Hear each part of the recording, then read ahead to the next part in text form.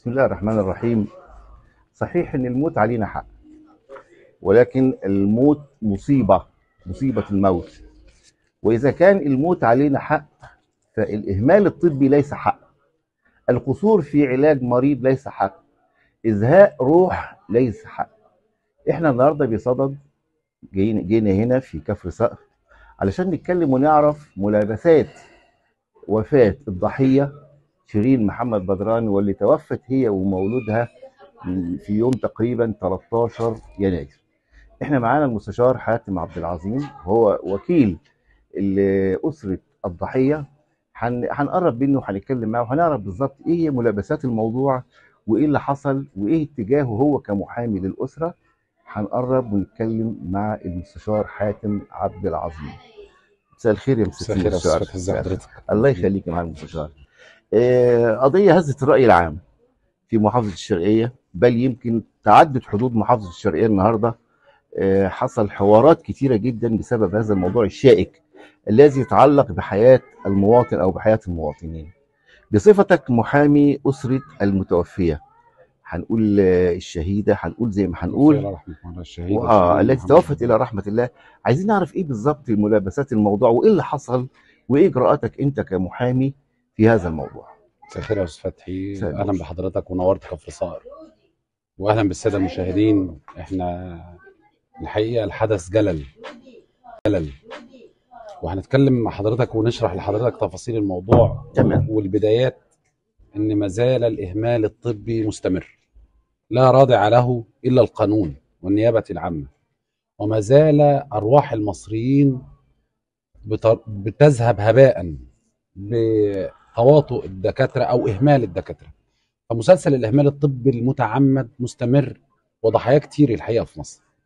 وإن الدكاترة القائمين على المنظومة الطبية في علاج المواطنين الحقيقة يعني في حالة استهتار بأرواح المواطنين، وضرب بعرض الحائط بكل اللوائح اللي بينبه عليهم بعدم استخدامها. وحدثت الوقائع ديت موجوده في اكتر من روايه واكتر من حدث، وكل واقعه مختلفه غير الثانيه. بدايات الواقعه بتاعتنا يا فندم بدات يوم 12 واحد. بنت اسره، هي ام لطفلين ومنتظره الطفل الثالث في سعاده غامره، ما بتعانيش من حاجه، ما عندهاش امراض مزمنه، حتى في فتره حملها ما تعرضتش لاي ازمه طبيه. راحت تولد ولاده طبيعيه عند دكتوره. توسمت ان الدكتوره ديت هي تقضيها واديتها لجوزها، توجه للصيدليه المجاوره للمركز الطبي. كانت من ضمن الادويه اللي طلبتها الدكتوره حقنه للطلق الصناعي. يعني الروشتة دي موجودة يا سيادة موجوده المستشار؟ معانا الروشته، هي موجوده بخط ايديها، وموجود فيها الماده الطبيه اللي هي فيها، اللي هي الماده الفعاله لحقنه الطلق الصناعي. نزل جوزها جاب حقنه الطلق الصناعي. حقنه الطلق الصناعي وفقا للبروتوكول اللي نزلته وزاره الصحه ممنوع منعا باتا تتاخد خارج المستشفيات، لان حقنه الطلق الصناعي ليها اثار جانبيه، وفي حاله حدوث الاثار الجانبيه دي بيتطلب تدخل جراحي سريع. تمام. اديتها الحقنه، وكمان في بروتوكول في اخذ الحقنه ديت، المفروض تاخدها سنتي بسنتي. وده طبعا بعد مراجعه الدكاتره لينا، يعني لما سالنا دكاتره اديتها حقنه الطلق الصناعي بكميه كبيره.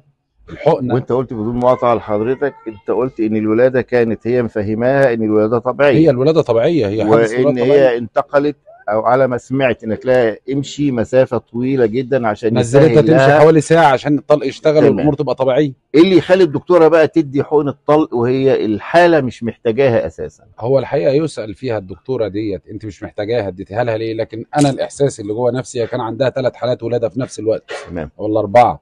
فهي ال الاستعجال والسعي ورا المال، محاوله تحقيق ربح سريع. لما تولي 3 4 حالات كل حاله بتاخد منها 5000 جنيه، فاديتها حقنه الطلق الصناعي. حقنه الطلق الصناعي المفروض تتاخد زي ما قلت لحضرتك بجرعات معينه، اديتها حقنه كامله. الحقنه ادت الى خروج الجنين ثم عودته الى رحم امه، وفي العوده انفجر الرحم وحدث نزيف. والكارثه بقى اللي احنا بنتكلم فيها في الاهمال الطبي المتعمد من الدكتوره بعد اعطاء حقنه الطلق الصناعي، مضطرات الطلق الصناعي ديت، ودخول الجنين وانفجار الرحم، اكتشفت الدكتوره ان في نزيف، فسارعت باحضار بنتها الطبيبه المساعده ليها، وطلعت لجوزها قالت له معلش انا محتاج ان انت تاخدها المستشفى وانا جايه وراك، وهتنزل معاها بنتي. خدتها بنتها في عربيتها، وديتها لحد المستشفى، سلمتها للطوارئ وهربت. ما كملتش معاه. ما كمل، ده هربت، ما هو ده والدكتوره ما نزلتش مع الحاله وردت. ما انا عشان هقول لحضرتك تتابع بقى المسلسل الحاله. بقى، لا ده مسلسل، ده قصه، اه. ده قصه بقى فيها روايه وفيها تعمد الاهمال الطبي، وفيها ال بنقول عليها الرحمه. الدكتوره رحمتها فين؟ مساعدتها لحالتها، الذهاب معاها، توضيح الامر، سابتها في الطوارئ، ودخلت بتذكره رقم، دخلت بتذكره 266 لمستشفى الطوارئ. م. 266 لمستشفى الطوارئ في مستشفى الجامعي في العاشر، وسابتها ومشيت. بعد كده تلقاها 366 في 12 واحد دخولها للمستشفى، قابلوها في الطوارئ، قالوا حالة ولادة، طلعوها فوق. لما طلعت فوق في قسم الولادة، اكتشفوا الدكاترة الموجودين بعد ساعة من إعطاء الحقنة إن الرحم فيه انفجار، وإن الجنين متوفي، وإن لازم تدخل جراحي سريع، وإن الرحم انفجر نتيجة مضطرات الطلق الصناعي. تدخلوا جراحيا، كانت البنت نزفت من جسمها ما يقارب 5 لتر الا دم. استأصلوا الرحم، مات الجنين، حاولوا يداووا الأم ويرجعوها للحياة، لكن كانت لفظت أنفاسها. جبنا لها حوالي 14 لتر دم بعد نزف الدم. توقف القلب عن النبض بإهمال طبيبة. الحقيقة لابد من محاسبتها، مش عشان شيرين المتوفية لرحمة مولاها، عشان الخلفيات اللي عندها، وعشان اللي جاي، وعشان المستقبل. لابد من وجود رادع قانوني لكل الناس اللي بتشتغل في العمل الطبي بإهمال، باستهتار بحياة الناس. بنت لسه مقبلة على الحياة، عندها طفلين، أم سعيدة تحولت حياتها من حزن إلى من فرح إلى حزن، من سعادة إلى نكسة، من ابتهاج بحياة جديدة لطفل لسه جديد، لأم متوفية، لأطفال يتامى، بسبب إهمال طبي متعمد من دكتورة عندها خلفيات. أنا لما بدأت أبحث عن الدكتورة دي، لقيت إن الدكتورة دي مش أول حالة، لأنها من 2015 متكررة في هذه الأفعال، في غيبة من العلاج الحر، وفي غيبة من وزارة الصحة. يعني ده دور العلاج الحر. فين دور العلاج الحر؟ في مراقبة المراكز الخاصة دي، المراكز اللي هدفها تحقيق أرباح. بالفعل معالي المستشار، يمكن احنا لما تابعنا خط سير الطبيبة وشفنا في سنة زي ما قلت سعادتك في 2015 و2016 نشر على موقع فيتو وعلى عدة مواقع أخرى تلك الملابسات أو تلك الحوادث التي حدثت من تلك الطبيبة. طيب، اتجاهك أنت كراجل محامي بالنسبة لأسرة المتوفية؟ احنا حضرتك في يوم الحادثة، في يوم الوفاة المتوفية لرحمة مولاها شيرين بدران، ما حدش كان عنده فيهم معلومة ايه اللي حصل ولا ايه اللي حصل في الواقع بالظبط. ف قمنا بدفن الجثة وتصريح الدفن للجثة وللطفل الجنين.